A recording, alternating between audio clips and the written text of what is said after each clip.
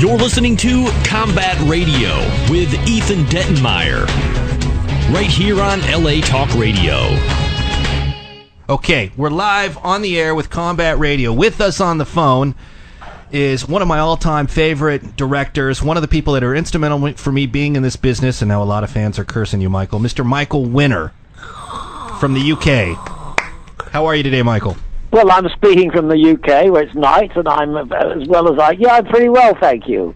I want to bring our audience up to speed real quick. You have been responsible for directing Marlon Brando, Orson Welles, Faye Dunaway. You brought us Death Wish, one of my all-time favorites, The Mechanic, one of my favorite westerns of all time, Chato's Land, which is a movie I can't believe and get into later. But also sitting with me today, Michael, in the booth is an actor you hired once upon a time for Death Wish 3, Mr. Ricco Ross.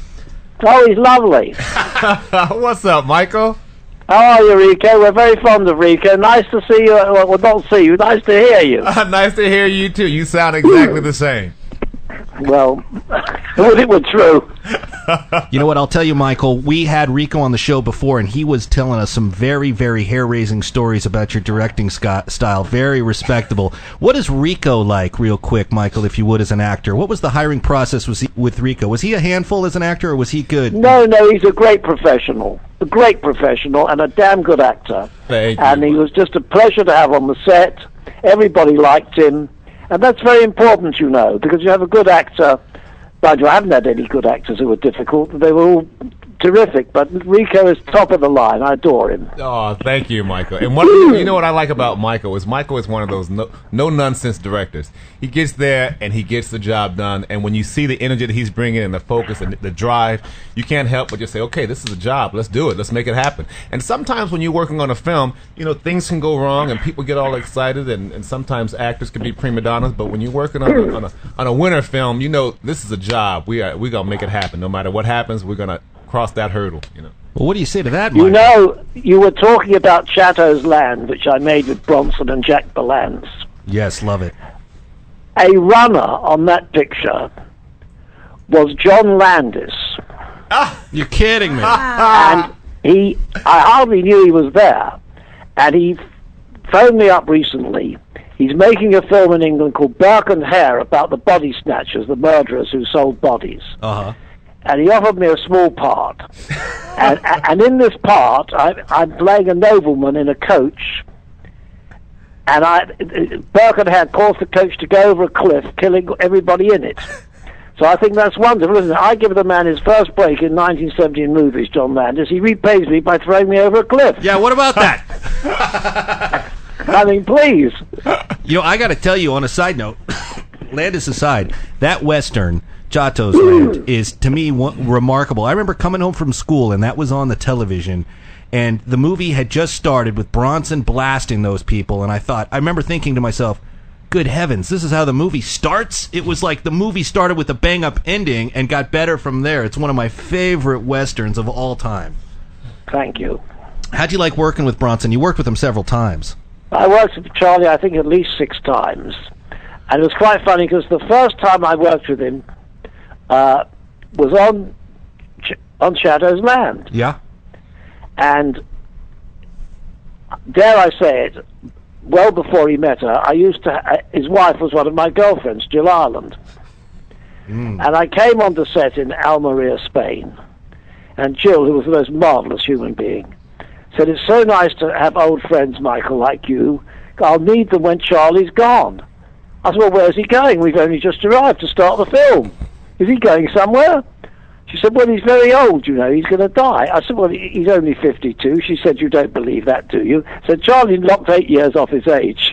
The answer is, we finished a film, I had dinner with him every night, and people said to me, well, how are you on with Bronson? I said, well, quite honestly, I don't know. I mean, I spent a lot of time and I liked him, but I didn't necessarily get the feeling he was mad about me.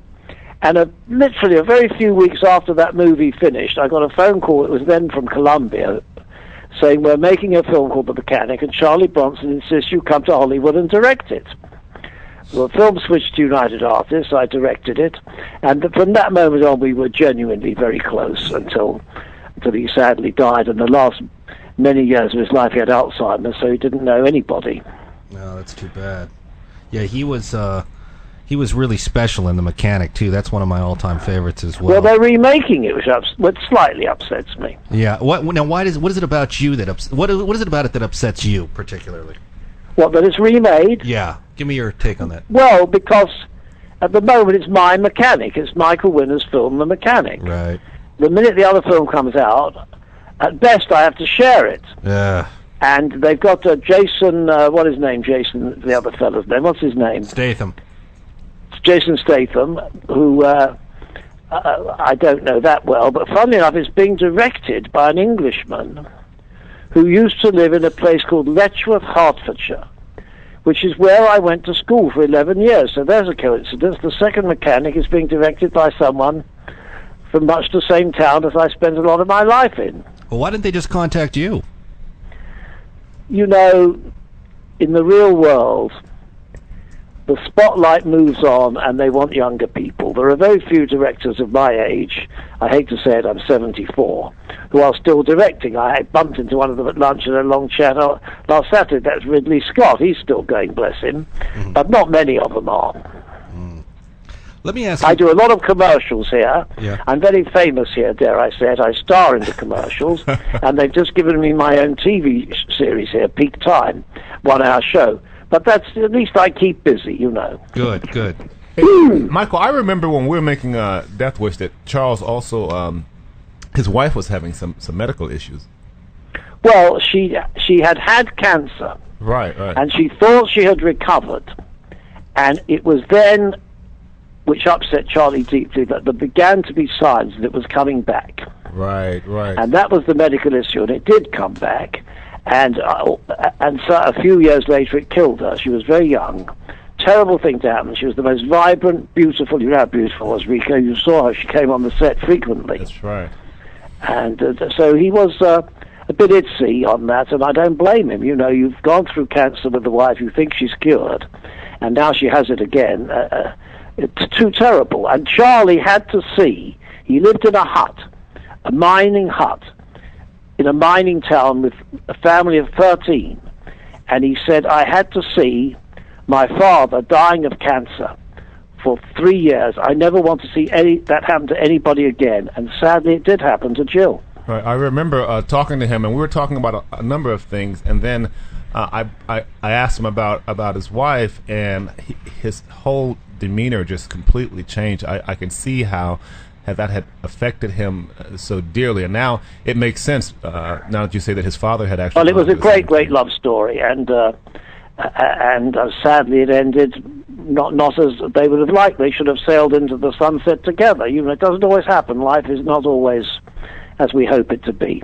All right. Well, thanks for that insight, because I recognized that was when I brought her up, the kind of the pain that it instantly showed on him, and now it kind of makes sense. There's a wonderful line of Charlie's on Death Wish 3. He had a lot of muggers to kill, as he did. I love Death Wish 3. It was very kitsch, very camp. Yes. And he had to kill all these muggers. You see, he had to run with this rather heavy World War II machine gun. And he said to me, you know, Michael, he said, my doctor says I mustn't run without getting into shape first. I mustn't run.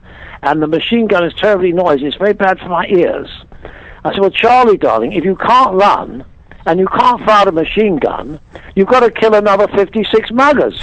What are we going to do? We'll have to open a hot dog stall. We'll have to food poison them. Hilarious. You know, for our audience who may not be aware, Michael Winner has actually written a very, very entertaining and fantastic book. It's a biography. It's called Winner Takes All. It's an autobiography, excuse me.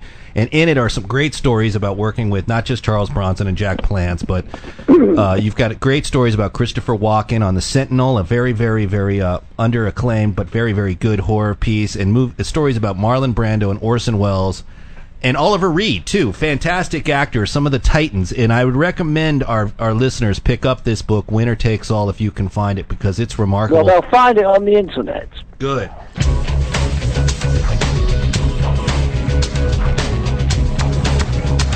You're listening to Combat Radio with Ethan Dettenmeyer, right here on LA Talk Radio.